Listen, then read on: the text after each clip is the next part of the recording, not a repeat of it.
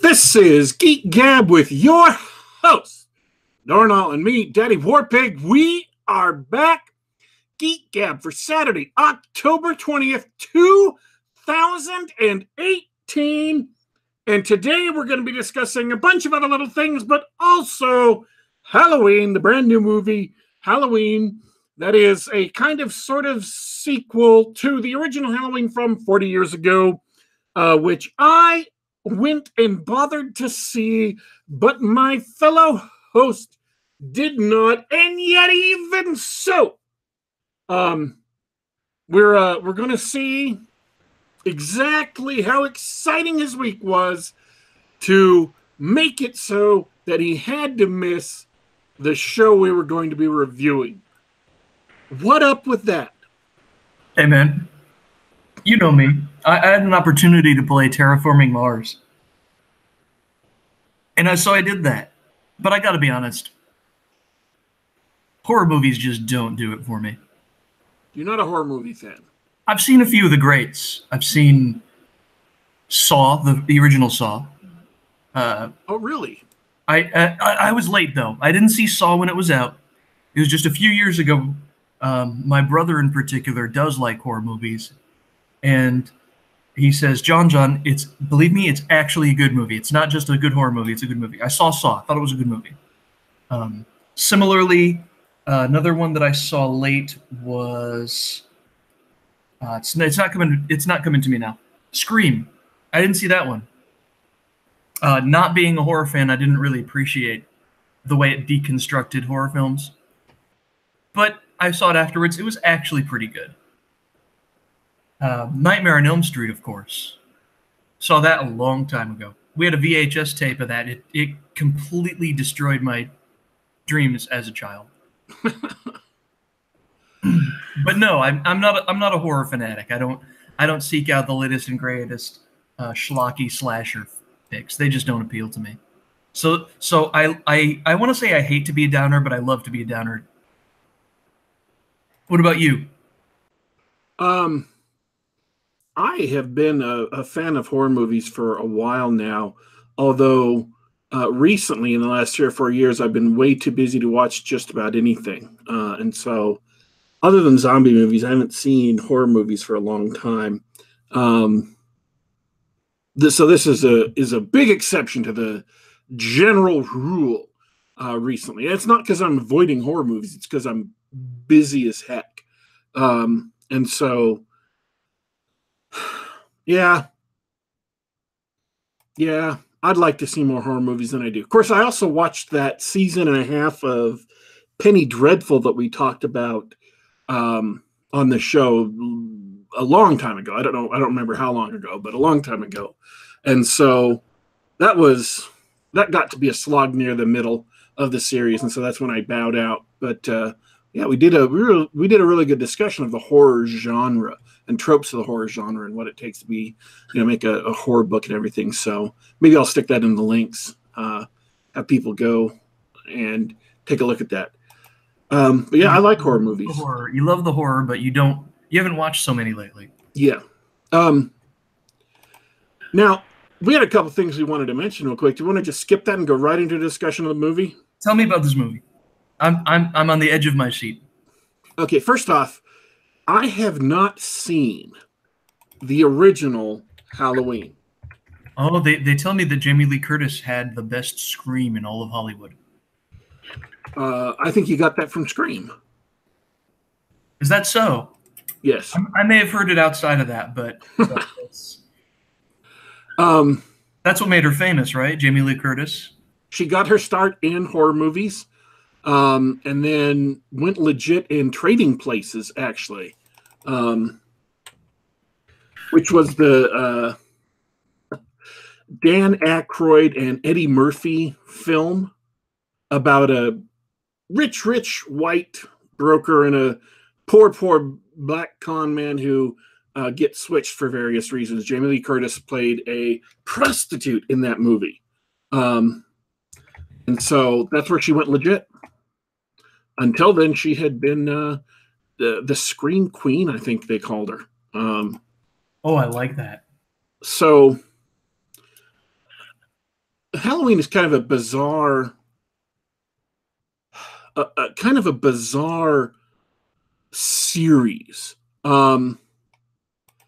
It is. It's had. It's a series, is it?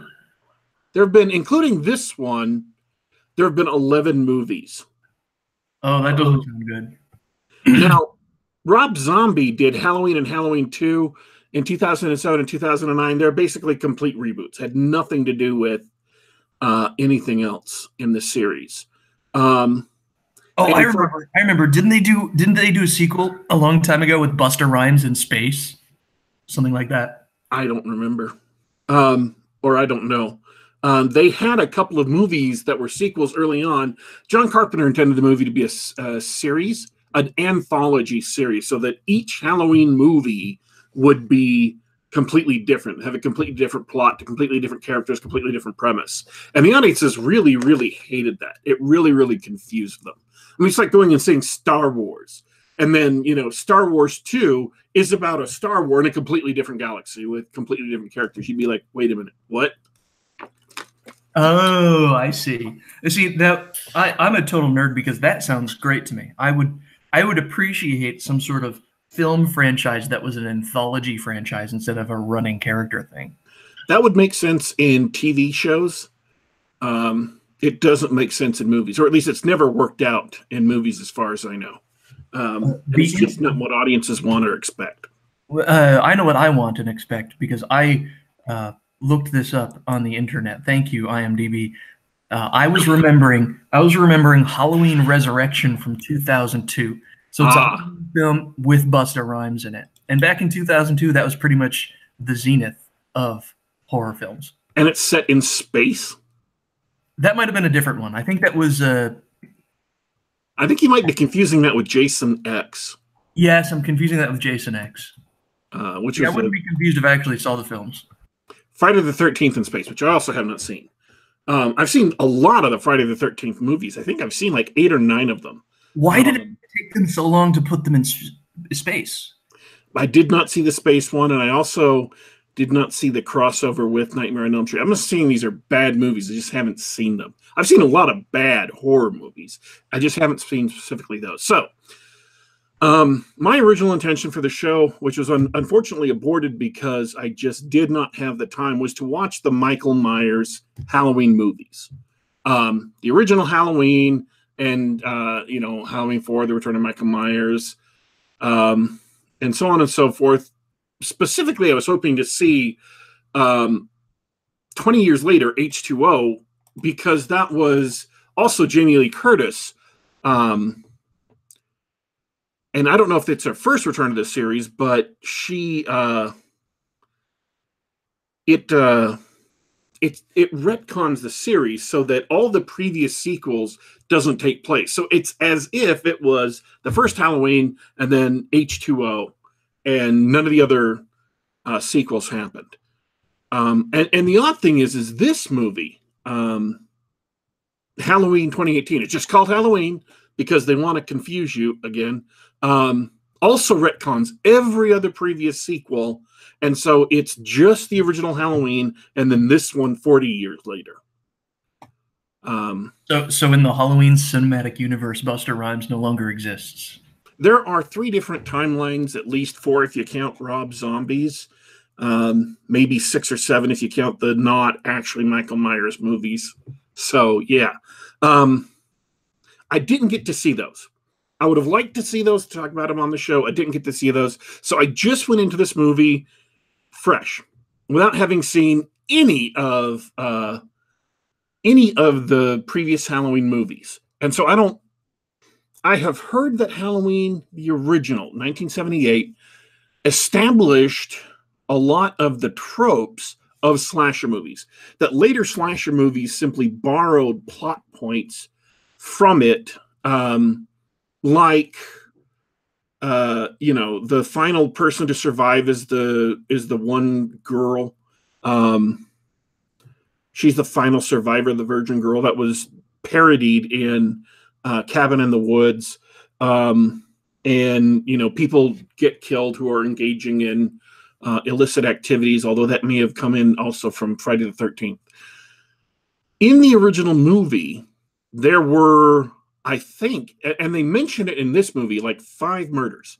Only 5 people get killed in the original movie. And the rest is this very, very tense, series of chases and scares and things like that. And so in this movie, of course, they up the body count. I think they triple it. If I counted right, and I was trying to keep count during the movie, but I forgot at one point or another. I think they got between 15 and 20 people got killed in this movie. You can tell that this movie was intended to be a soft reboot and a retcon because they changed a lot of key points about the movie. In the original movie, Jamie Lee Curtis's character is a sister of Michael Myers. And in this one, they just changed it so that she's not.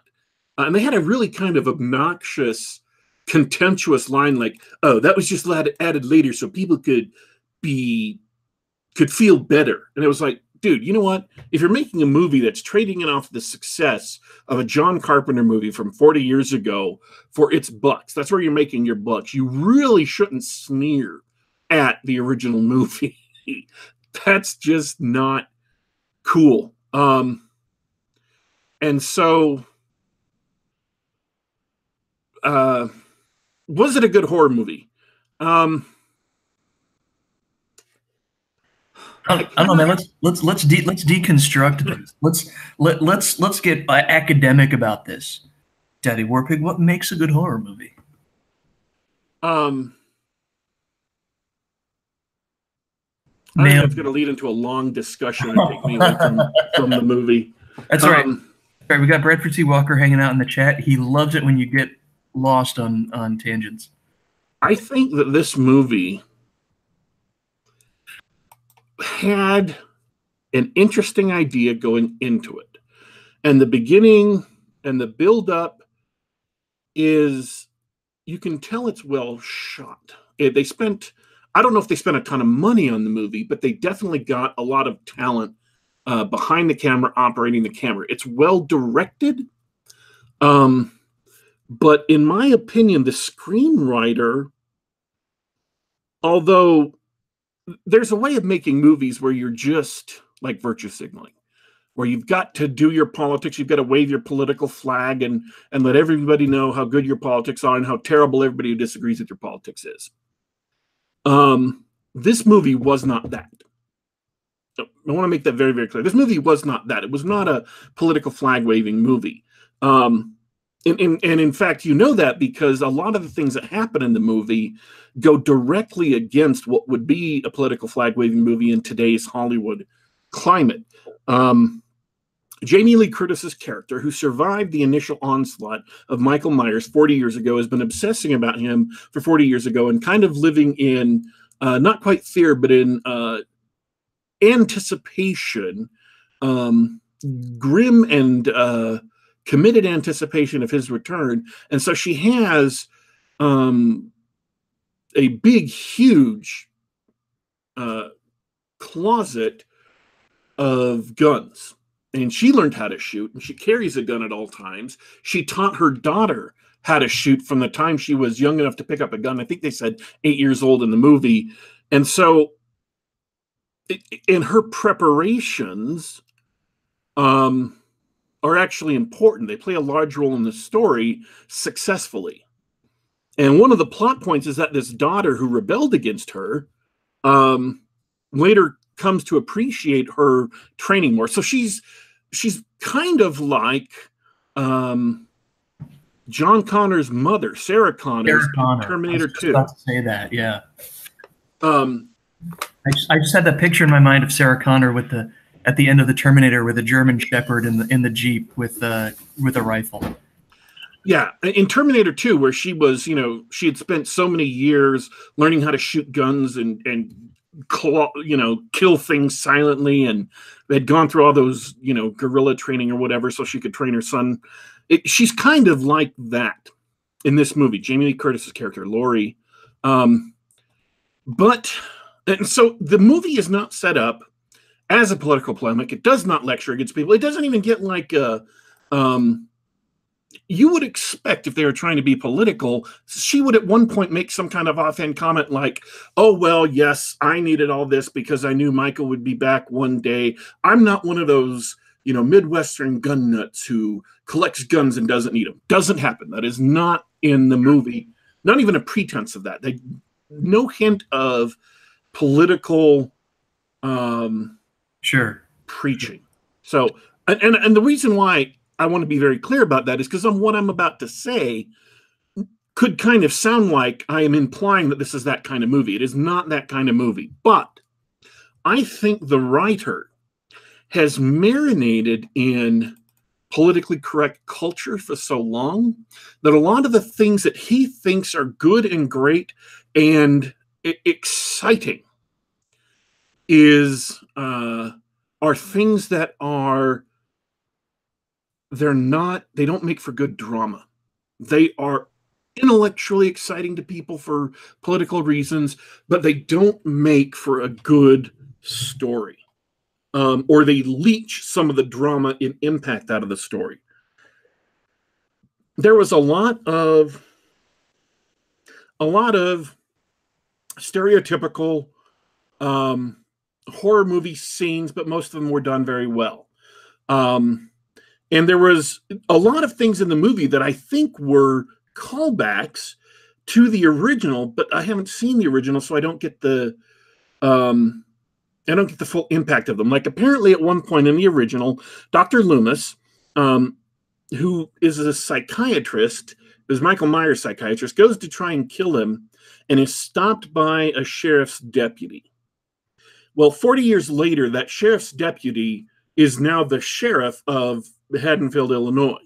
And so he's a major character. So that's a deliberate direct callback to the original. There are characters on screen who they show their faces and they show them being killed. It does not play a role in the plot. And so the only thing I'm assuming is like, oh, was that someone from the original movie who survived and now he's gone back and wiped them out? Or maybe it was just a kill to show how ruthless he was. And at one point they have this dollhouse in Jamie Lee Curtis's house that was her daughter's while she was growing up. And the dollhouse doesn't have any role in the movie, but they linger on it. It's full in the shot for a while. I mean, that may only be a second or two, but that's a long time when you're watching a movie. And then later, for various reasons, the dollhouse is shown burning from the front. And I can't help but think that dollhouse was maybe a copy of the house from the original that she was babysitting in when these things happened. Whatever it was, I didn't get it. And the fact that they lingered on it twice was kind of confusing. That's the only thing I can guess. Well, based on the scenes surrounding it, was it some sort of hand-handed symbolism for the loss of childhood innocence? I would not bet that. All right, that was my best guess. So, I mean, they do have a really cool scene where once she hears that Michael Myers is about to be transferred from prison A to prison B. Now, as soon as you hear that, you know what's going to happen. That's not a spoiler. That's not even bad plotting. It's a Halloween movie. You know Michael Myers is going to escape somehow. And so when they put him on a bus to move him from one prison to another, what's going to happen? Well, he's going to get off it somehow. You know that. You know that's going to happen. That's not a spoiler for me, and that's not a knock on the movie. The cool scene, though, is when she hears that he's been put on the bus and he's going to be transferred, she goes to her house in the woods, and she has all these mannequins set up on a firing range. And they show her shooting up these mannequins, doing headshots, shooting up a torso outline with headshots. They show that she has spent a lot of time with weapons, and all these mannequins have been torn up. You can see they've been shot many, many times before. So they're establishing the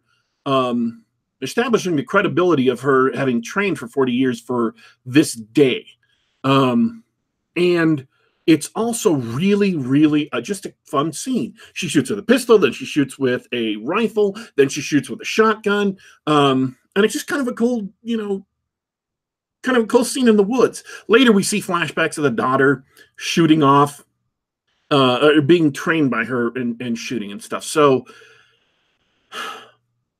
I don't want to say it's a bad movie. I don't want to say it's a horror movie. There are many scenes in there that are really brutally effective and done in a way that you wouldn't expect. At one point, a reporter and a radio reporter from England and his assistant come in to interview Michael Myers in this prison that he's in the sanitarium. And he has in his bag what is supposed to be the original mask from the original movies 40 years ago. And he holds it out and he demands that, Mike talk to him or something. And Michael Myers doesn't say anything. You never see the guy's face. You never see Michael Myers' face. You do see that he's got kind of a beard and it's gone white. It has been 40 years, and so he's obviously old. She's old. She looks like a grandma now, and she is a grandma in the movie. And so you're like, oh, okay, yeah, that's cool. And then later on, you see him getting out of the car to go, or her getting out of the car to go to the restroom. And in the background, you see Michael Myers walking in. He's out of focus, but he's in this white jumpsuit. He walks into the garage, and then you cut to the inside when she's asking for the key to the restroom. You can see Michael Myers pounding on something. You don't see who he's pounding on. You don't see what happened, but you know what's going on. He's there. He's killing people, and nobody's noticed it yet. And so that was a very, and that sequence continues for a while, and all of those shots, all of that time is a very effective sequence. And so it's well directed, well acted, well edited. It's a very, very effective horror movie sequence. And some of the gore that you end up seeing later that were part of that scene is not super, super bloody. But what it implies that happened just kind of, it made me wince, because I imagine how painful it would have been to have that happen to you. And it shows the sheer physical force that Michael Myers is capable of exerting, how strong he is. And he is almost inhumanly strong. And so that sets you up for dread, sets you up for anticipation, for other things that you know are going to be happening. Michael Myers is, in effect, a human Terminator. This was made like 6 years before the Terminator, the original Halloween movie was. Yeah. But if you've seen the original Terminator, you know how implacable, how almost indestructible, how ruthless the Terminator was, how it just kept coming. You remember Michael Bihn's speech where he said, he won't stop, he'll never stop. This is what he does. Don't you understand? This is all he does. He doesn't feel pain, or remorse, or fear, and he will not stop until you are dead. Yep. That's what Michael Myers is in this movie. And they make that quite clear from the beginning, and it's very well established, and not in a cheesy way, in a very effective, brutal way that doesn't play into cliches. And even though some of the situations in the movie are situations you've seen before, there's a babysitter and a kid, they're not played the exact same way. They're not played in a cliche manner. So earlier I said there were some cliched scenes in there. Yes, there were, but they're not played in a cliched way. They're not just thrown in there thoughtlessly. They go through, they think about the scene, and they try to do it in a new way. So even though you know what's happening or you know what's coming, it's not boring and repetitive and obviously ripped off of like 7 other movies or 10 other movies or 100 other movies, whatever. It feels like you've got a big butt here. The butt is that I think the ending of the movie was weakened greatly because of just some choices by the screenwriter or the director that I think were meant well. I think they had like a good goal in mind, or at least what they thought was a good goal in mind, but I think it weakened the horror and made the movie just not as good as it could have been. it stole some of the impact from the end. I think. Go ahead. Well, let me talk about. I remembered a couple of other horror films that I've seen. The ones that I think are the best horror films I've seen: Alien and The Ring. Actually, I thought the American version of The Ring was actually pretty good. Yes, I like the American version of The Ring. It's a great movie.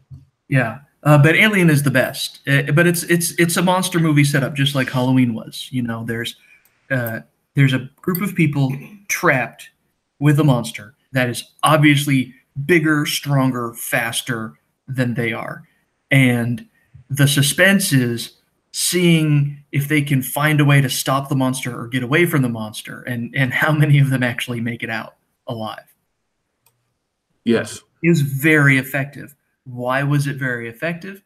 They take a little bit of time to set up the characters so that you have a vague, even if they're just two-dimensional cardboard cutouts, at least they have a little bit of meaning. You get a feeling for who these people are, so that when they act and react to the monster, you understand what's going on, and you worry about their safety. And then the monster starts, the attacks ramp up, and they have to scramble to figure out a way out.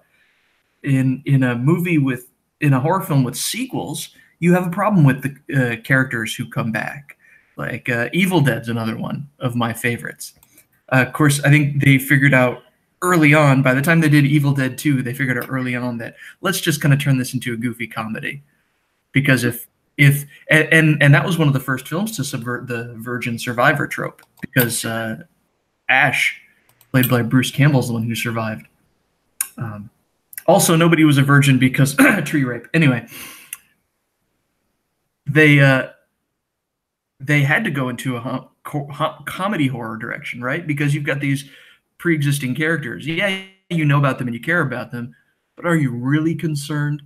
In all the sequels that Jamie Lee Curtis was in, are you really worried that she's not going to be one of the survivors? Maybe she didn't this time, and I'm not going to ask you to spoil that, but are you really going in there going, man, Michael Myers sure is going to kill his sister this time? It gets rid of some of the tension, doesn't it? But when you watch something like Alien for the first time, everybody's on the menu.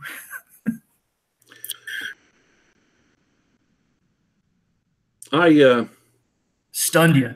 Nice. That's my turn. I think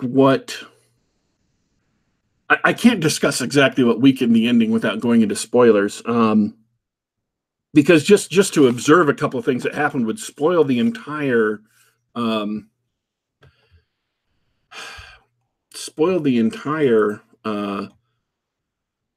of the movie. I mean, it would just give it all away. And this is a movie that really, if the ending of the movie isn't, ending a movie shouldn't be spoiled from you. I think it'll weaken the impact greatly if it is. So just some of the things that happen in the movie, I can see the direction they're going, and I see why they're going there, but I think it just did not. It weakened Michael Myers as a sense of menace. It made him less menacing, and so that weakened the ending of the movie. Because if you drop down from Terminator to just the dude, then beating him isn't as big an achievement. In the original Terminator, she was in a factory, and Michael Bain, I'm sorry, folks, it's a 34-year-old movie? 1984, 34-year-old movie, sometime around that. We can spoil the Terminator. We can spoil the Terminator. You're just going to have to suffer. She gets into a factory. He gets killed. She goes into the factory. The Terminator gets blown up, and it's halfway, all its bottom half is blown up, and it's still crawling along the floor, just inexorably after her, and she's wounded, and she finally, barely gets through that steel press and crushes it, and its hands are literally inches from her throat. That's a way to make the enemy terrifying up to the last second of the movie, up to the last second of the chase.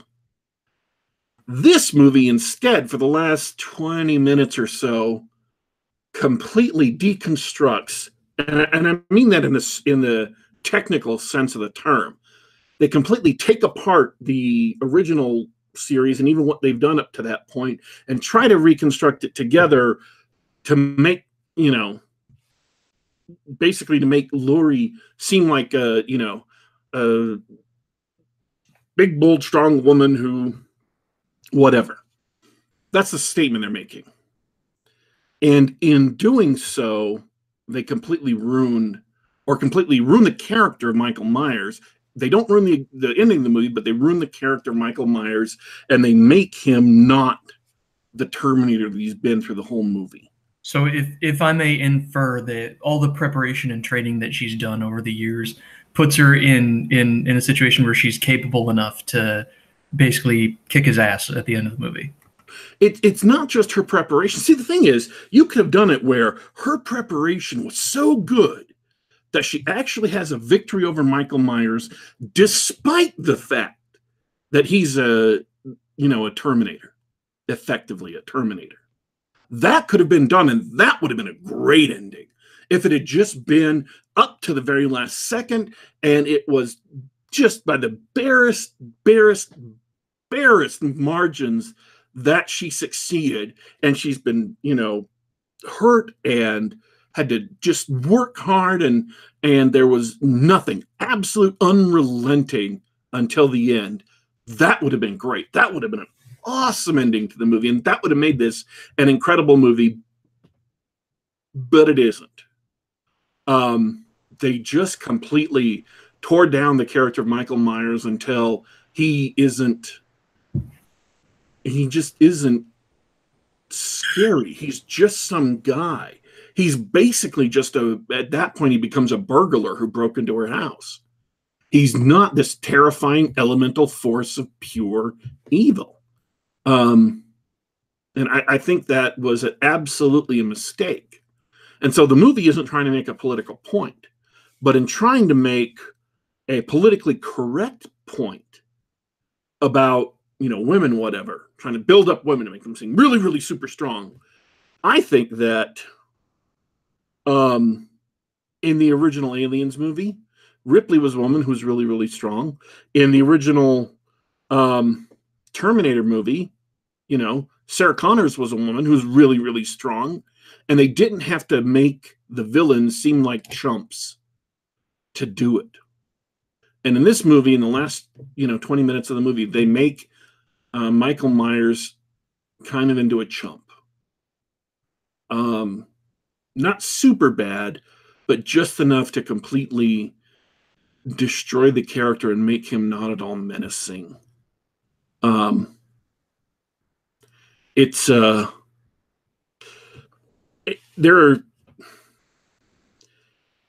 are, and I can't remember the show this was in, but there are in cartoons, it might have been The Simpsons or it might have been something else, I don't remember, where you have this big menacing killer and he's marching along, and then the main characters like playing jokes on him.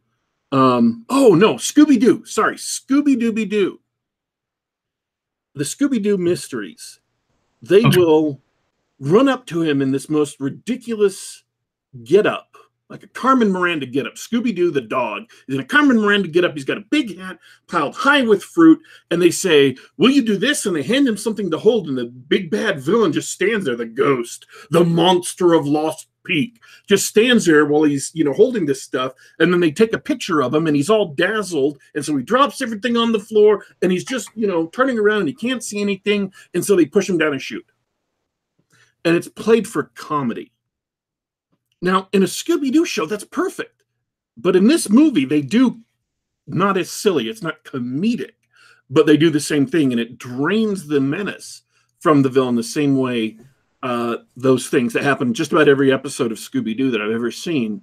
When they happen, they make the villain not seem as threatening and terrifying as he was.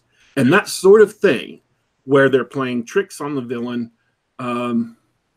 and thus making him seem to be less than he is, less than he's been through the whole movie, happens in the climax of this. And it's meant to build up Laurie, to make her seem like a better character, but it does exactly the opposite. It robs her victory of impact. It completely lessens it. That's too bad. That's something, to go back to Alien. That's something that's really important in Alien. It's such a fine line to walk, because the monster needs to be unstoppable, but there needs to be a little bit of hope, and the ending needs to be believable. You have to believe that the character has figured out a way to defeat or escape the monster. And so when you find out, yeah, the alien can bleed, or the alien is sensitive to high temperatures, that sort of thing, and that factors into the way Ellen Ripley escapes, that sort of thing. That's a tough line to walk. And if you to go to video games, they did this in World of Warcraft. Its best expansion probably was Wrath of the Lich King, but they gave the Lich King the Michael Myers treatment. He was built up as throughout the stupid lore of the game. He's this horrible villain, this horrible monstrosity. But every time there's a cut scene where he stands off against the major heroes, he gets punked, because of course he needs to be beatable, but they completely deflate his menace, and he just looks incompetent the whole time.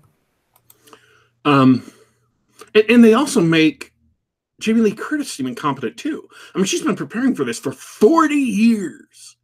And yet her front door of her house has two big, and I'm not spoiling anything because this is in the posters and it's in the trailer, so I don't count it as a spoiler.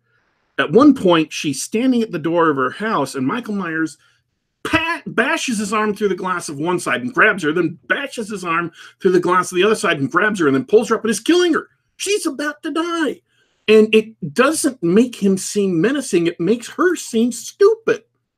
You're like, you've been building your house with steel shutters on the door, with, big iron cord locks in so many places. And you didn't think, you've got big steel bars on all the windows, and you left the glass on your front door. You didn't replace your front door with a, big, thick steel cord door with, big, huge, impenetrable hinges. You've got huge banks of light on the roof of your house to brighten, turn it into day so you can't hide in the shadows. And you didn't think to do this to your door. It wasn't a scary scene because it made her seem like she was completely incompetent, that for 40 years she had just overlooked it and never once thought, oh, hey, there's some flimsy glass. It was one of those stained glass window kind of things with little colored glass. I wonder if he could punch that in. Sure, I've prepared the entire rest of the house so he can't break in the windows. But nah, it's not like he'll ever break in the front door. Well, for me, that doesn't make it. It makes it sound like she's stupid. But what bothers me about that, because that doesn't bother me. What bothers me about that, it is nakedly a mistake by the writers. They say, hey, this is a great scene, and I guess it's cool for him to punch in the windows. Like that's got some flair to it.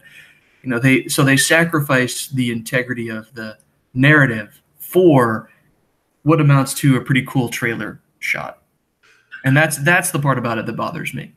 There was in the finale of the movie, there were several things that it looks like the finale was rewritten a couple of times.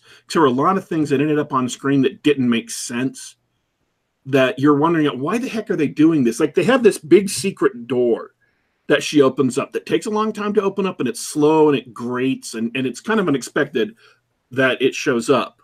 And you get it early on in the movie, and then it comes back at the end. And then they open it and close it and open it and close it and open it literally 6 or 7 times when it shouldn't have been closed and it shouldn't be opened again. You've already reminded the audience that it's there. It shouldn't be opening and closing all those many times. And they were careful. It never opened when it was already opened. It never closed when it was already closed. but it shouldn't have been happening that many times. It was distracting, and you're like, that. Why would she have closed that anyway? If she just needed to go right back upstairs, it's like she goes downstairs, she flips a switch, grind, grind, grind, rumble, rumble, rumble, rumble, rumble, rumble, rumble. And then, like, she just has to go back upstairs literally less than a minute of screen time later. Made no sense. It was very, and no in-movie time had passed either. It just like, you know what? That shouldn't have happened. I don't know what you were going for, but that shouldn't have happened. There were several things like that. Exactly what you said. It's like they just didn't think things through, and so even the point they were trying to make was really undermined by what they were doing. And she spent 40 years preparing her house specifically for Michael Myers, and she still has closets with doors on them where he can hide, and she has to go in and risk her life, risk sudden death to try and push open the doors on these closets. That shouldn't have happened.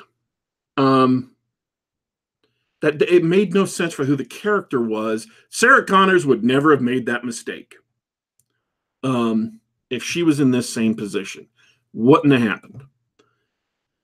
So I think that they ruined the ending of the movie by ruining Mike Myers, and yet at the same time, the point they were trying to make at the end of the movie was ruined by some of the choices they made for Jamie Lee Curtis. They were trying to make her seem like she's big, she's bad, she's unstoppable. Almost tried to turn it into an action-y kind of movie, not as kinetic, but that kind of hero. And then they completely undermined her by making her seem dumb. So to sum up, it sounds like it was a pretty all right horror movie with a really weak ending.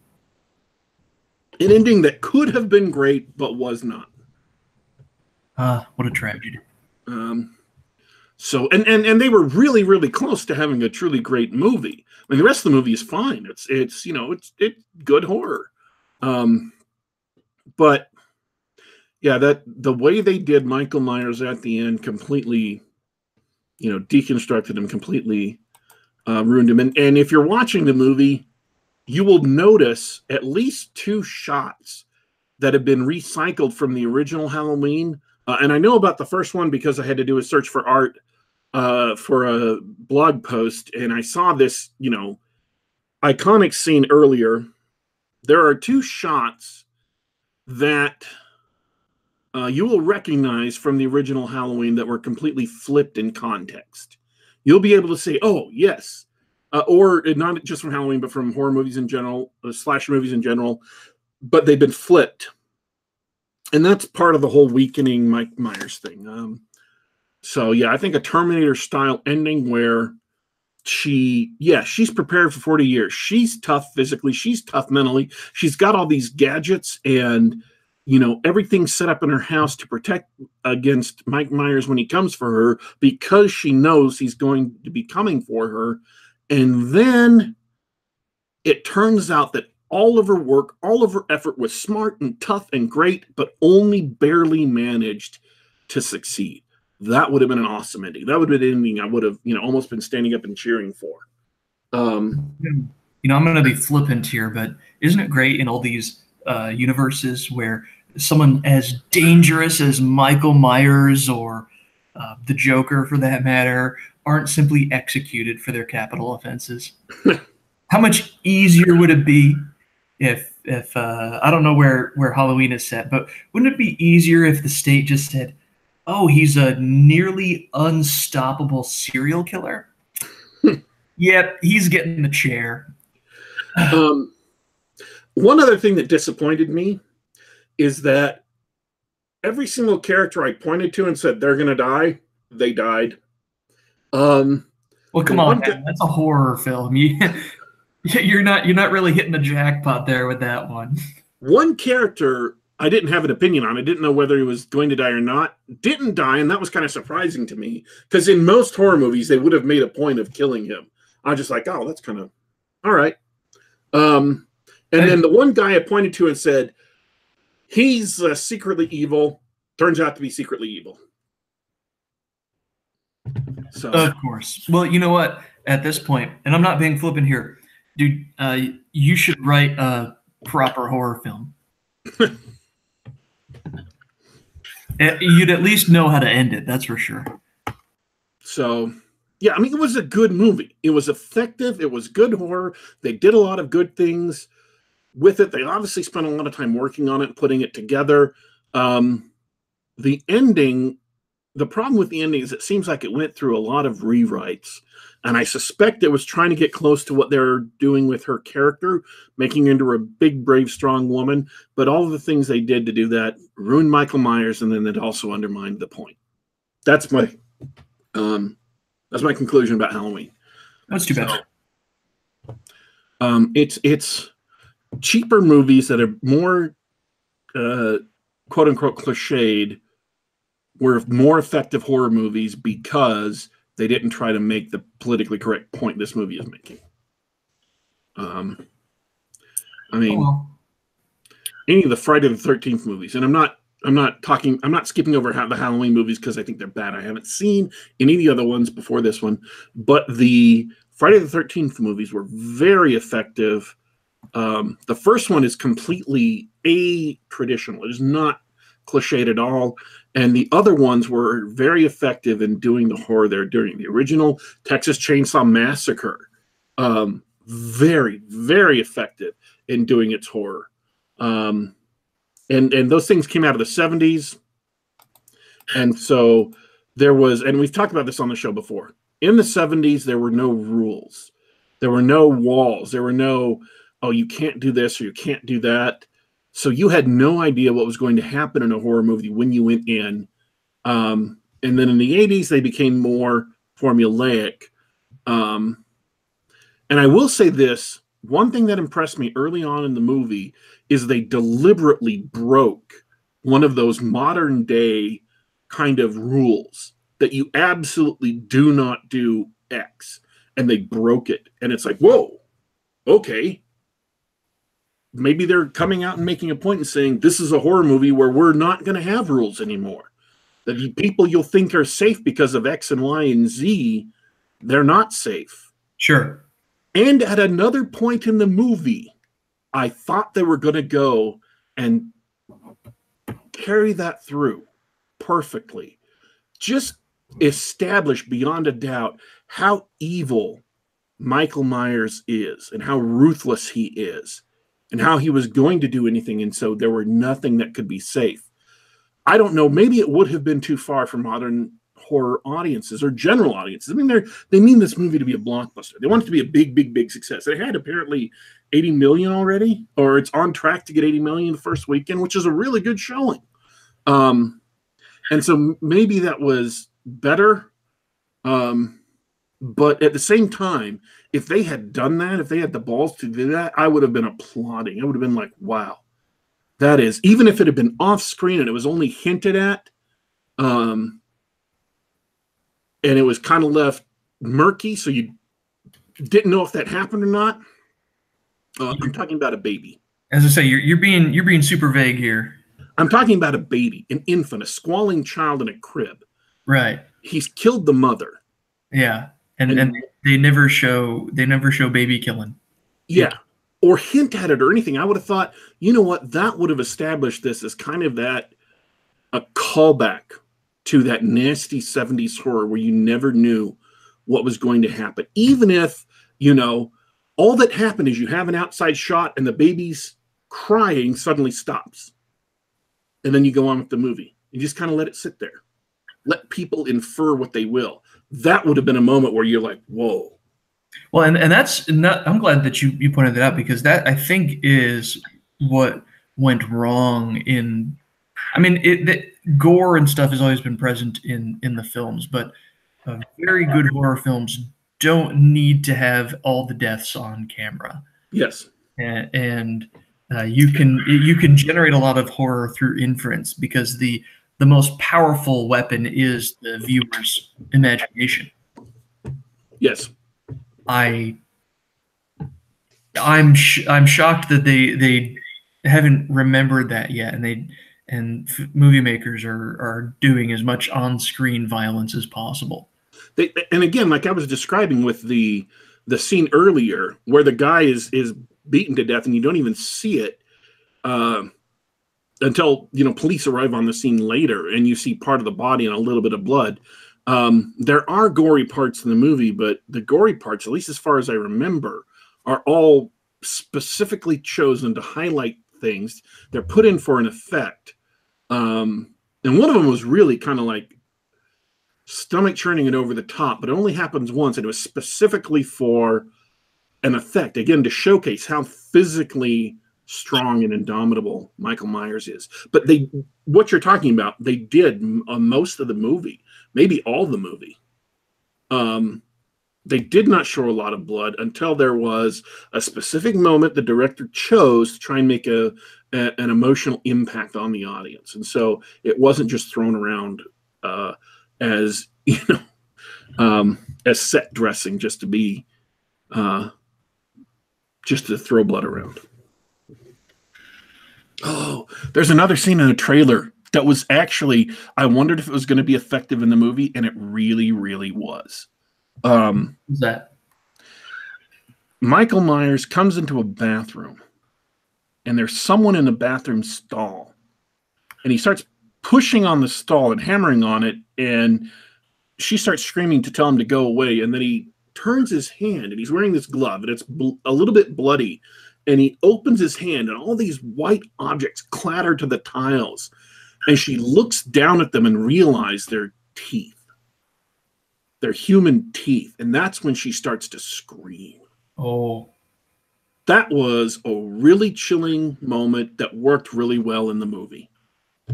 And in fact, her reaction, the actors, I want to give a shout out to that scene. And I should have IMDb opened up, because that actress did a really, really good job. That entire scene could have been boring and pedestrian, but it was her reaction to what was going on, her absolute overwhelming fear at what was happening to her, that made that scene effective. It brought you into it, so you were scared for her because of her absolute fear. It was very, very human, and it wasn't overdone. And it was her acting and the way they shot it and put it together made that scene really, really effective. And it could have been really, really cheesy and kind of pedestrian. Her name is Rhian Rees. She's from England, and it doesn't look like she's been in much of anything, and certainly nothing I've heard. I mean, she has like 8 acting credits in IMDb. I expect that she will probably be getting some more work based on the strength of her performance in this movie, because that was a great moment in the movie. And so there are a lot of good horror movies in this movie. There are a lot of genuinely terrifying and scaring moments. There are some very effective gore that's limited to precisely moments the director has picked for punch. It's just that ending, that PC ending. Once again, it was the story that let the rest of the movie down. So that's too bad. We're almost out of time, and I've got to stop because I've got to go. You got to go be superversive today. Yes, there's going to be a superversive Saturday show, and it looks like I'm going to have to set it up and host it. So, and that's in like half an hour.